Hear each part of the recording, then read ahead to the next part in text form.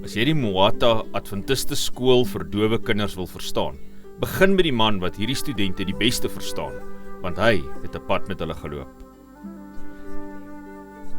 Janes Obiero dien as die skoolhoof van die Moata Adventiste skool in Kizi, Kenia. Maar jare tevore was hy bloot 'n jong seun wie se lewe in 'n oomblik verander het. Obiero was nie doofgebore nie. Hy was 'n aktiewe, spraaksame kind totdat hy 'n ernstige geval van malaria opgedoen het. Die siekte het uiteindelik verbygegaan, maar die komplikasies daarvan het gesteel wat hy nooit verwag het om te verloor nie, sy gehoor.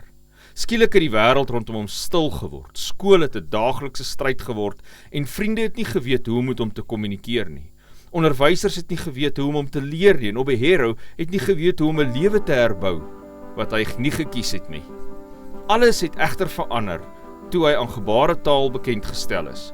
Uiteindelik het kommunikasie teruggekeer, selfvertroue het teruggekeer en vir die eerste keer sedert hy sy gehoor verloor het hoop teruggekeer. Deur dit, die feit dat ek doof geword het, het God 'n plan vir my lewe gehad. Miskien sou ek eendag na die Moata skool kom om vir die dowe kinders te help om die woord van God te ken en terselfdertyd die geleentheid te kan hê vir 'n beter toekoms. Soos hy ouer geword het, Obiero aangevoel dat God hom roep om by 'n Moata skool te onderrig en kinders te lei wat dieselfde moeilike pad loop as wat hy geloop het. Nou as skoolhoof sal hy leerders oplei met dieselfde deernis wat hy eens selfs nodig gehad het. Hulle sien hulle self in hom en hy sien 'n toekoms in hulle.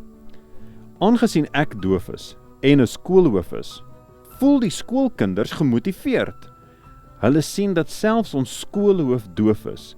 Daar kan 'n toekoms wees vir iemand soos ons. Maar Moata het 'n paar praktiese uitdagings gehad. Te veel studente, te min spasie. Daar was ook geen saal vir skoolopening of aanbidding nie. Geen saal vir enige skoolbyeenkomste of programme nie. In 2023 het Sabbatskool offergawe, ook bekend as die kwartaallikse sendingprojek, hierdie skool gehelp. Met ondersteuning bou Moata 'n helder, ruim, veeldoelige saal, die nuwe hart van kampuslewe. Dis waar studente in ekspressiewe gebaretaal kon aanbid, vir opvoeding en verviering bymekaar kom en God ontdek wat hulle met 'n doel gemaak het. Ek dink wat my opgewonde maak is om te sien hoe dowe kinders groei wanneer hulle Jesus Christus ken. Dit is die gelukkigste oomblik wat ek in die lewe het, want aan die einde van die dag het ons almal Christus in ons lewens nodig.